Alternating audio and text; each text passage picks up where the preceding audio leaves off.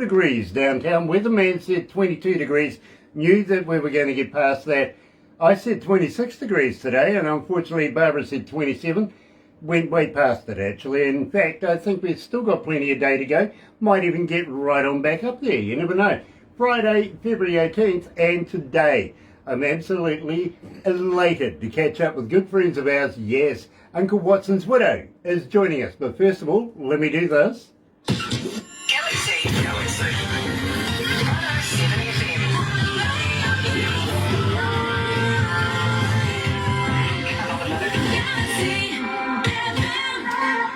That's right, you're right here at Galaxy 107 FM, and today, absolutely elated, yes, Uncle Watson's widow is joining us.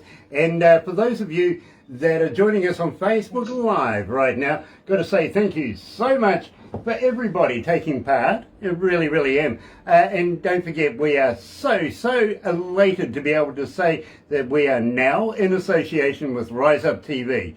Big record, yes. And also Orchard, you know, Sony Music, the Orchard, yes, they are with us as well. So let's get it underway. Another indie artist interview brought to you by Galaxy 107fm in association with Rise Up TV, Big Record and Sony Music The Orchard.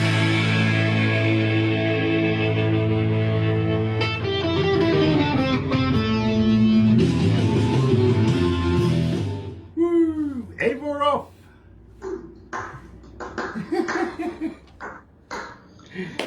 So guys, what have you been doing since the last time we caught up? Working with a new guitarist on a new album. Of course, learning some old material with him, but also starting to work on new material and a lot of original material. Okay. So, gosh, well, what have you replaced Kim? Sort of. Yes, sort of. John says sort of. Okay. Actually, I want this. Now, there's a hell of a good idea. I do need a bottle. Okay.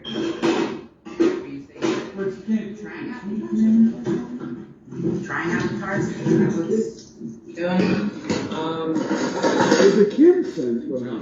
Does Kim know? I think this second guitarist doesn't know.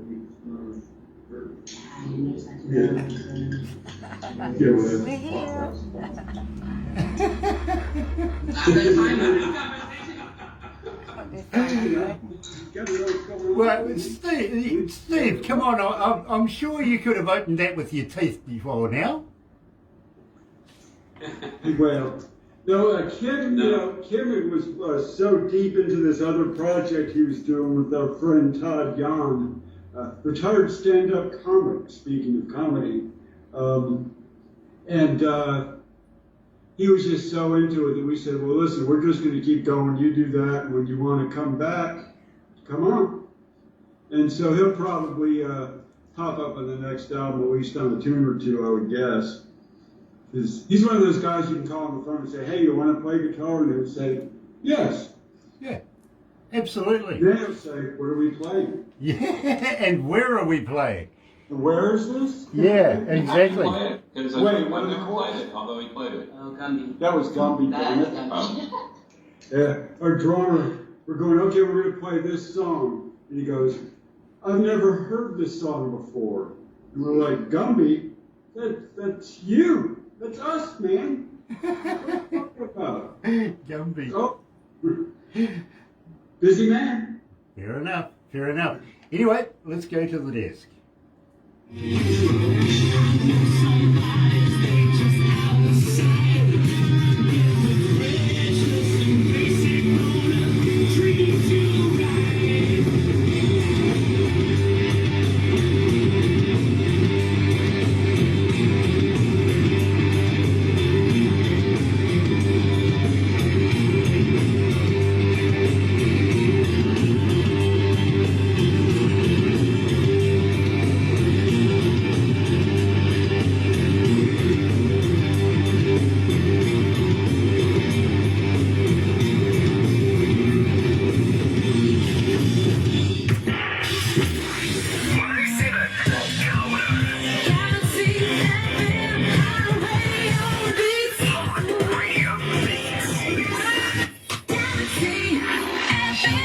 That's right, you're right here at Galaxy 107 FM, and I've got to welcome along everybody that's joining us this morning, especially Sean Simpson.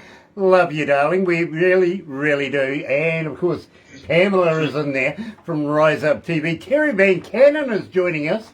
Nice to have you on board, brother man, coming out of North Carolina, where we are right now, talking to Uncle Watson's widow. Of course, we're talking to John, Becca, and well, I don't know whether I should say this or not, but do we call him Gumby or not? What do we call you, Steve? Do we call you Gumby? No, I'm not Gumby. Gumby's one of our two drummers. Oh, okay.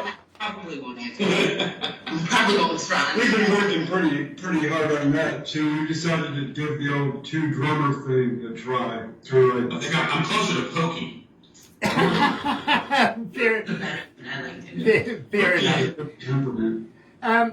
John, I kind of like the idea of a double drummer kind of deal in a band. And believe me, many, many years ago, I'm referring back to the Gary Glitter era, if you remember that, and how successful that was. Believe me, I've had a couple of bands of my own and I've tried that. Only problem is, they both, seem to think that they're king of the beat, you know what I mean? And they don't agree with each other, so I wish you luck with that. Well, musicians are temperamental by nature, man, right? It's true. Like they're both very different drummers, so that's But they're actually good friends, and they're working out pretty well together so far. We'll see how it goes. I think it's sexy. Yeah, I do too. I got to agree with you. Anyway. An absolute fat drumming sound. Love the idea. Good luck with it. And keep me informed because I want to hear this now. I'll send you videos. Yep. And next album for sure. We're already talking to the studio about a time to get in there because we want to do it in a block instead of over weeks and months and years. Well, I got to be honest with you guys. That really does excite me. It really, really does. So I'm going to keep a close eye on this one. So we opened up the show with Nasty Dogs, Funky Kings. Tell me all about this. Well, it's two songs that ZZ Top did early in their career. Off two of the first. Second and third? Second and third. Yeah, third, fourth, something like that. I think it's second and third. And John had this idea. He just seemed like they're not in the same key, but they work themselves well. There's a riff that kind of ends in an F, and the other song begins in an F. So we kind of go from one to the other as kind of a twofer. That seems to it works. Somehow it works. And those tunes are so fun to do because in a live context, they just allow you to go for as long as you want or stop if you're blowing it. But, we should probably ask Rob to come in and play sax for us, our friend Rob Yingling, because we thought, hey man, ZZ Top tried sax on their stuff. Let's try sax on their stuff too, because I can't top Billy Gibbons. Well, I totally understand. But having said that, John, I mean, are you into a bit of premarital sex? It depends on who the pre-married person is. Yeah. Yeah, absolutely. Me too. I'm fully there too. Those it depends questions. Well, I got to be honest with you. That was the very first instrument I ever learned to play was sax. So, and only because my cousin used to do it, and I could see him pulling the birds like crazy at the pub. So I thought, yeah, I'm going to give that a go. And my auntie taught me how to play it. Brilliant, absolutely brilliant. Had a lot of fun learning it as well. So, having said that, guys, and believe me, it has been a kind of a precarious kind of time since the last time we caught up. How's the COVID deal going with you guys right now? Are you managing to get any gigs happening, or are you recording and writing more music at the moment? Well, one of the reasons we haven't really been able to get out and play is specifically the COVID thing here in North Carolina. Every time we seem to have it almost under control, it spins out of control again. Well, but I think it's spinning down The governor of North Carolina actually came to our area today and was talking about basically ending the mask mandate throughout the state. I think that's going to start March 1st. So things are progressing, hopefully in a positive manner. Which is good because, I mean, you know, that's how bands make money now. You know, you don't really make it off of streaming or sales of music. You make it out of performance or merchandise. Yes. You know what, you know. You're getting a lot of them. Yeah, you know, guys, believe me, Actually. I hear the same thing everywhere around the world right now. It's 2 steps forward, 6 back, and just when we're getting to the point of, okay, we can open up, we can start doing shows, we can start entertaining again, something comes along. And I got to remind you, even though Omicron is the trendy one right now, don't forget, Delta's still there. It hasn't gone away, right? It can be still very, very deadly. So please take care of yourself in any way you can, literally. Guys, we must move on. And I really, really am fascinated with this. When I first heard this track, loved it, loved it, loved it. Put it to the playlist in my car. I do play it in my car quite a bit. But tell me a little bit about Please Don't Judas Me. That's my favorite song on the album. I love it. Yes. That's my favorite. That one was a old Nazareth tune. It was off of Hair of the Dog. And it's clear from listening to the original that they were smoking quite a bit of hashish during the recording process, because it takes them about 5 minutes to get to the beginning of the song. At least. So we're like, well, man, what would happen if we dropped all the wow, this is great hash part off of that and beefed up the guitar a little bit? And then it turned into this mad experiment with baritone guitars and 7 strings and ebows, and it was basically in 12 string, I think. Didn't you play 12 string there too? Acoustic 12, yeah. Yeah, it just became a guitar fest to see how much noise we can make when we were done. Originally, Steve and I talked about doing it acoustically. And then when I threw the baritone guitar in there, all bets were off, and it just, you know, we just went more guitars, more guitars, more guitars. You know, and as I say, I play you in my car when I'm going home at night. Absolutely love, love, love this track. I really, really do. So right now, here at Galaxy is Uncle Watson's Widow. Yes, please, don't Judas me.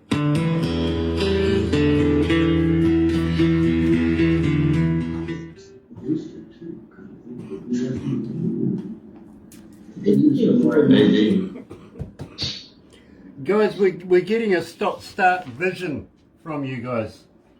So To ring back? I apologise. I'm trying to catch up with what you're saying and how I see you at the same time, Will if you know what I we ring mean. the background? No, we can work. Yes. Okay. Yeah, we're a little choppy. It's kind of choppy over here as well. We got some serious weather rolling in. That might have something to do with it. Ah, okay, yep. Hi, Terry. Terry's joining us. Terry Van Kennon from North Carolina. Hi, It's Sharon, darling. absolutely a pleasure. Hey, Terry. God, I haven't seen him in like over a year, man. I haven't seen him since the Rolling Stones tribute we did. Oh, that's right. I've seen it. I think he disappeared for a little while when he went pumpkin picking. Pumpkins. I thought he was a popcorn farmer. Popcorn? Pretty sure he is. Well, he could be, but his lovely lady has something to do with pumpkins as well, and they had a big pick. Was it just before Halloween? Yeah, we're way into pumpkins here in the States for Halloween. Yeah, we don't really. It's a real industry, man. Believe me, he had millions of the bloody things to deal with. So, yeah, no, I'd be sick and tired of the sight of the bloody things by the time that came around. Sharon Murray White is joining us. Hello, Sharon. Nice to have you on board. Loved the interview with you the other day. Absolutely fantastic interview. And thank you for joining us here at Galaxy. It's always a pleasure. to see you again. It really, really is. Keep in touch with us and keep new music coming, won't you, sweetheart? That's why I asked you. You know, That's why you mentioned it. but you know, it's a bummer, man. So what do you want? You can't make ecological disaster a happy bouncy tune, you know? Yeah, it's not. I definitely. Yeah, it is. If we get the band in there, I think it'll mellow it a little. Yeah, well, you know, right. We're having a meeting, by the way. Yeah. Thanks for including me in your meeting. Here you go. You know what you're supposed to do, right? Don't look a gift horse in the mouth. Right, he's good, you know, I mean, would it be exactly what I would do? Probably not, but then we're not paying him, he's just doing it because he's a fan. You know, but. You back? Very shortly, we've still got about 2.5 minutes to go. But I don't see why you can't make an ecological disaster a great, funky, upbeat song. Earth is dying. Yeah. Get the funk out of here. Yeah, exactly. You should do the video for Please Don't Judas Me. Okay, well, you know, why not? Why not? I mean, if people can be happy while they're sad and make happy music so that they're crying at the same time, why can't we make an ecological disaster fun? That's right. You know, because the video that Chad made for Please Don't Judas Me is pretty damn grim. And we thought about it and figured, well, it is grim, you know. So yeah, okay. And if people get upset about it, maybe they'll do something about it before we all choke on, you know, 6-pack rings and McDonald's bags and boxes and stuff.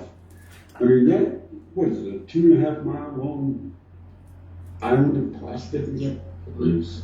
Come on, man. We can do that again. And all the fish. Yeah. Okay.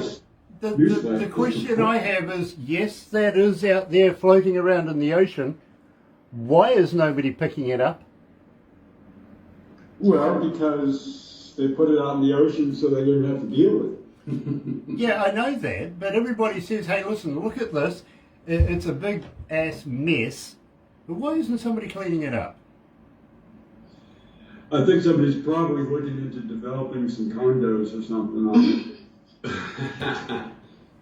Why not? If the Africans can make jandals or flip-flops out of tyres, surely there's got to be a way of thinking here. I mean, think about it, plastic is just another petroleum product that goes into everything. Exactly, So, exactly. uses for that stuff. Let's go back to the desk, guys.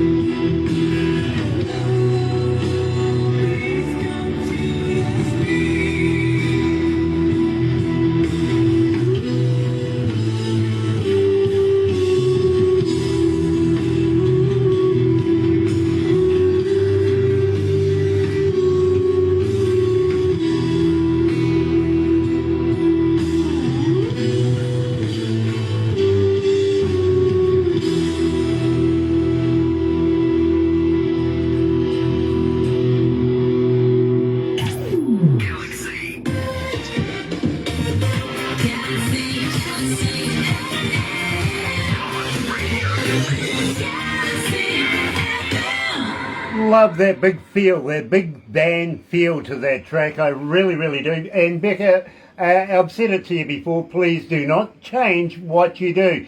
Absolutely love your vocals. And I think it is an absolute pleasure to be able to have a chat to you. Dale Cole is checking up on us. We better behave ourselves now.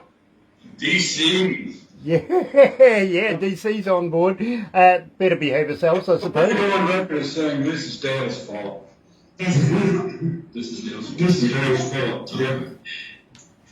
Happy accidents, I guess. Most definitely. Yeah. Well, okay, well, why not? Let's all blame Dale Cole for whatever happens right now. And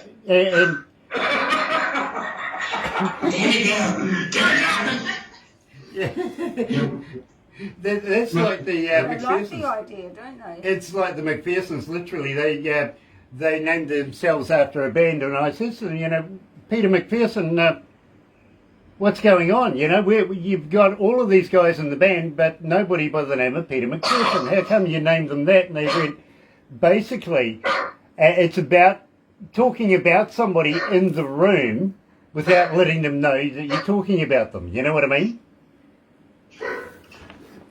I'm really bad at it, I don't try. We're talking about you. That's a... This is a creative consultant. Oh, okay. I thought it was your doorbell. No, it was the dog warning me that there's a dog 5 stories below us in the parking lot. Oh. Yeah, serious stuff. I bet. 6 cents dog. Guys, we are going to have to move on, unfortunately. We have other interviews that we've got to do today. So I really got to appreciate every minute that I spend with you guys. Thank you so much for joining us here in New Zealand. Thank you so much for having us. Yeah, it's always a pleasure. It's always so much fun. Always so much fun. You know, I am so looking forward to catching up with you guys live in person and sitting down, shooting the shit basically, and having a few beers and getting into trouble. What do you reckon? Sounds like a game. I love that We're idea. going to get in trouble, that's for sure. Well, I'm there. And as a retired criminologist, I could probably get us out of it too. yeah. This is true. Yeah, absolutely. But I tell you what, if you're ever going to come to New Zealand and play in front of New Zealand audiences, all I can say is bail money. Bring bail money. Jot that down. Yeah. Let's Steve, you're part of them. Listen to that story. Jim, fortunately, he had a suitcase full of money. Otherwise, he'd still be in love. Yeah, believe me, John, the last time I found somebody with a suitcase full of money, they'd just come running out of a bank. Instant friend. And I've got to be honest, when this mandate came in with the masks and everything like that, did it feel weird to go to a bank with a mask and a hat on and everybody smiles at you? Yeah. Something that would have been, you know, like really suspicious of 2 years ago is now expected. Yeah, Right. exactly. Well, I tell you what, when this first started up, the only person that was upset about it, I've got to be honest with you, is the minister that runs the computer software for facial recognition for the police. He's going, hey, hold on, my stuff ain't working. I love that. Yeah. Anyway, guys, Guys in casinos in Las Vegas were freaking out too, sure.